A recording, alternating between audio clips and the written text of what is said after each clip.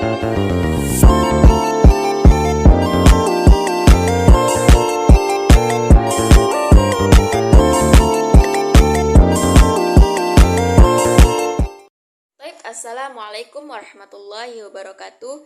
Perkenalkan, nama saya Nabila Swana dengan NIM 2214020063, Prodi Pendidikan Bahasa Arab kelas B, Fakultas Tarbiyah dan Keguruan, Universitas Islam Negeri Imam Bonjol Padang. Baiklah, di sini saya akan video ini saya buat untuk memenuhi tugas mata kuliah hadis tarbawi dengan dosen pengampu Dr. Zulheldi MAG. Taib. Alhamdulillahi rabbil alamin, wassalatu wassalamu ala asrafil anbiya'i wal mursalin wa ala alihi wa ashabihi rasulillahi ajma'in, amma ba'du. Pertama dan utama sekali, marilah kita panjatkan puji dan syukur atas kehadiran Allah Subhanahu wa taala yang telah memberikan rahmat dan karunia-Nya kepada kita semua. Dan tak lupa pula salawat beriringkan salam kita kirimkan kepada Nabi besar Muhammad sallallahu alaihi wasallam dengan melafazkan Allahumma shalli ala Sayyidina Muhammad wa ala ali Sayyidina Muhammad. Baiklah, saya tidak akan memperpanjang mukadimah, langsung saja kita masuk pada hadis yang ke-11, yaitu tentang hak-hak jalan. Adapun bunyi hadisnya adalah sebagai berikut. Hadits Abi Sa'id Al-Khudri radhiyallahu anhu. Anin Nabi sallallahu alaihi wasallam qala: Iyyakum wal julusi fit turaqi. Qalu ya Rasulullah, ma lana buddun min majalisina natahaddatsu fiha. Qala Rasulullah sallallahu alaihi wasallam, fa idza abaitum ila majlis fa'atat tariqa haqqahu. Qalu wa ma haqqahu? Qala waddun al-basari wa kaful adha wa raddu as-salami wal amru bil ma'rufi wan nahyu 'anil munkar. Rawahul Bukhari wa Muslim wa Abu Dawud wa Ahmad. Adapun terjemahan pada hadis yang ke-11 ini adalah sebagai berikut. Hadis ini berasal dari Abu Dawud Al-Khudri radhiyallahu anha, semoga Allah meridhoinya, bahwasanya Nabi Muhammad sallallahu alaihi wasallam berkata, waspadalah atau hindarilah olehmu duduk di jalan-jalan. Mereka berkata, ya Rasulullah, apa yang menjadi penghalang dari kami dari tempat duduk kami? Rasulullah berkata, jika kalian enggan meninggalkan majelis di jalan, maka berilah jalan. Sahabat berkata, apakah hak jalan itu? Beliau menjawab, nundukkan pandangan, menghilangkan gangguan, menjawab salam, memerintahkan kebaikan, dan mencegah kemungkaran. Hadis riwayat Al-Bukhari, Muslim, Abu Dawud, dan Ahmad. Adapun penggalan hadis dari hadis yang ke-11 ini adalah sebagai berikut. Majalisina, majelis kami. Natahaddatsu, kami berbicara. Abaitum, kamu sulit berpindah. Al-majlisu, berkumpul. Fa'atu, maka berikanlah. At-tariqu, kepada jalan. Haqqahu, hak. Al-basaru, pandangan. Dan adapun kandungan hadis dari yang hadis ke-11 ini adalah sebagai berikut. Hadis ini menjelaskan bahwa orang muslim tidak boleh duduk di jalan karena itu akan mengganggu hak orang lain. Namun, jika hal itu merupakan sesuatu yang darurat atau terpaksa, maka itu dibolehkan dilakukan dengan tetap memberikan hak jalan orang lain karena hukum asal hidup di jalan itu tidak boleh dilakukan. Hak jalan yaitu menundukkan pandangan, tidak mengganggu pengguna jalan lainnya, menjawab salam, dan memerintahkan kebaikan serta mencegah dari kemungkaran. Adapun hadis yang diriwayatkan oleh Abu Sa'id ini memiliki beberapa isi kandungan hadis. Yang pertama yaitu larangan duduk di pinggir jalan. Rasulullah Shallallahu Alaihi Wasallam awalnya melarang duduk di pinggir-pinggir jalan. Hal ini karena jalan adalah tempat umum yang harus dijaga ketertibannya dan tidak digunakan untuk hal-hal yang dapat mengganggu pengguna jalan lainnya. Yang kedua yaitu kebutuhan sosial dan tempat berbincang. Para sahabat menjelaskan bahwa mereka membutuhkan tempat tersebut untuk berbincang dan berinteraksi sosial.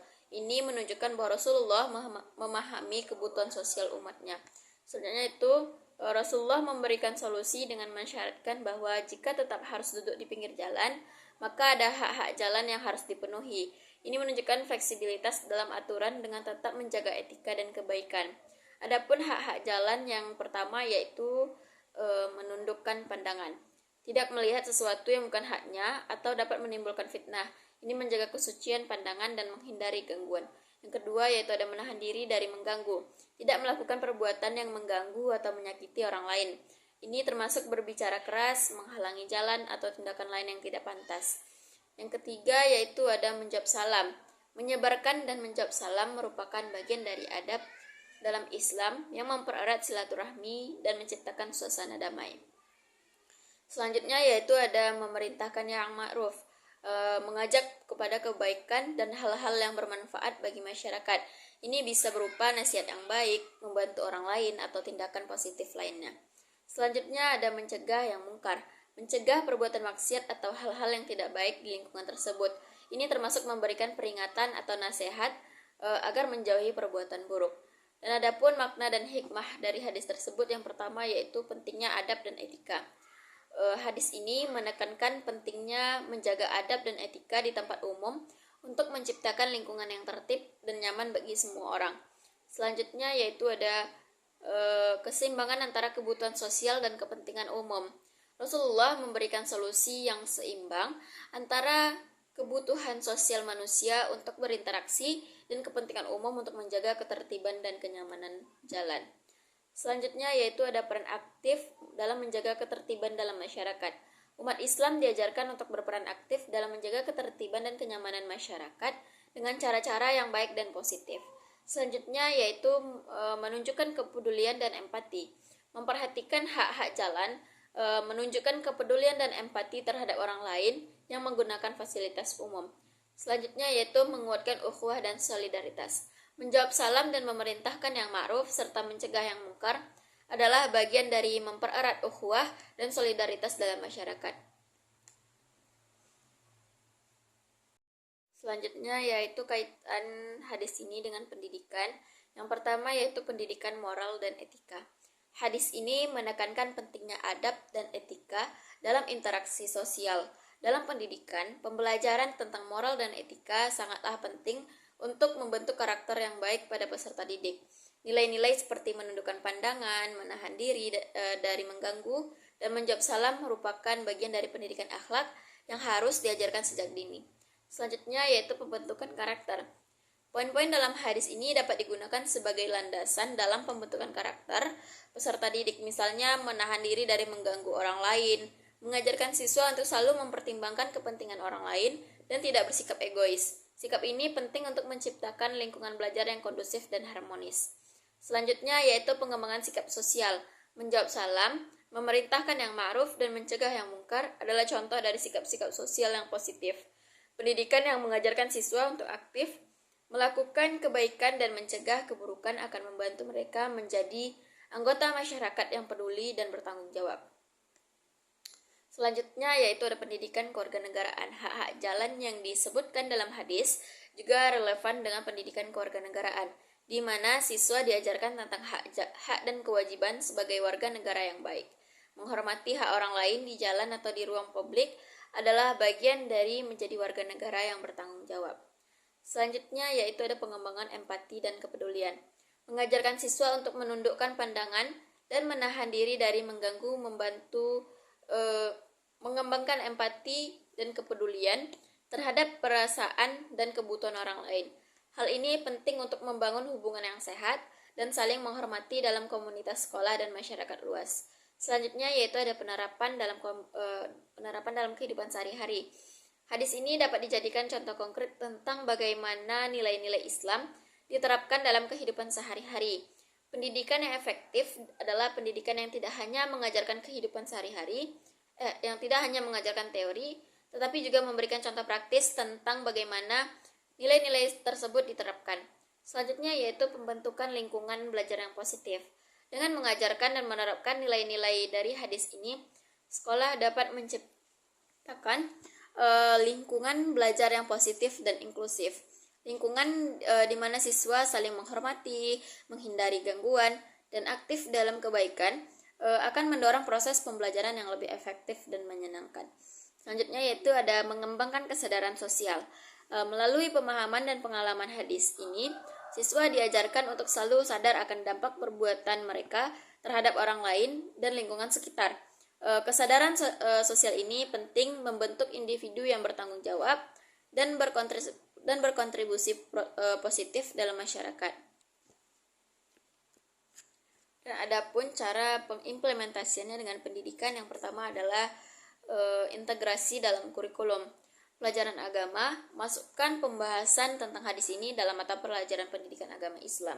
Bahas nilai-nilai yang terkandung dan cara menerapkannya dalam kehidupan sehari-hari. Yang kelas moral dan etika, gunakan hadis ini sebagai contoh dalam diskusi tentang etika dan moralitas. Ajarkan pentingnya menghormati hak orang lain di ruang publik.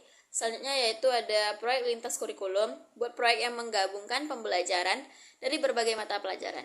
Misalnya, proyek tentang adab di tempat umum yang melibatkan pelajaran bahasa, seni, dan studi sosial. Selanjutnya yaitu ada pembiasaan harian. Salam dan sapa. Budayakan kebiasaan memberikan dan menjawab salam di sekolah. Ini mengajarkan siswa untuk menghargai dan menghormati orang lain. Selanjutnya yaitu tata tertib sekolah. Masukkan aturan-aturan tentang etika di tempat umum ke dalam tata tertib sekolah. Misalnya, aturan untuk tidak mengganggu teman, menundukkan pandangan, dan menjaga kebersihan lingkungan. Selanjutnya yaitu ada contoh perilaku oleh guru. Guru dan staf sekolah harus menjadi teladan dalam mengamalkan nilai-nilai ini. Mereka harus memperlihatkan sikap menundukkan pandangan, menahan diri dari mengganggu, dan aktif dalam memerintahkan kebaikan. Selanjutnya yaitu ada kegiatan ekstrakurikuler, yaitu bentuk klub atau kelompok yang fokus pada kegiatan sosial dan kemasyarakatan, seperti membersihkan lingkungan sekitar atau melakukan kampanye di etika jalan. Melakukan kampanye etika di jalan. Selanjutnya yaitu pembelajaran kontekstual, studi kasus. Gunakan studi kasus yang relevan dengan membahas bagaimana menerapkan nilai-nilai ini dalam situasi sehari-hari. Misalnya, diskusikan bagaimana bersikap di tempat umum atau di jalan raya. Adakan simulasi atau permainan peran di mana siswa dapat mempraktikkan cara bersikap yang baik di tempat umum. Ini membantu mereka memahami dan menginternalisasi nilai-nilai tersebut. Selanjutnya yaitu ada pendidikan karakter. Implementasikan program pengembangan karakter yang mencakup nilai-nilai dari hadis ini. Buat modul khusus yang membahas tentang adab dan etika di tempat umum.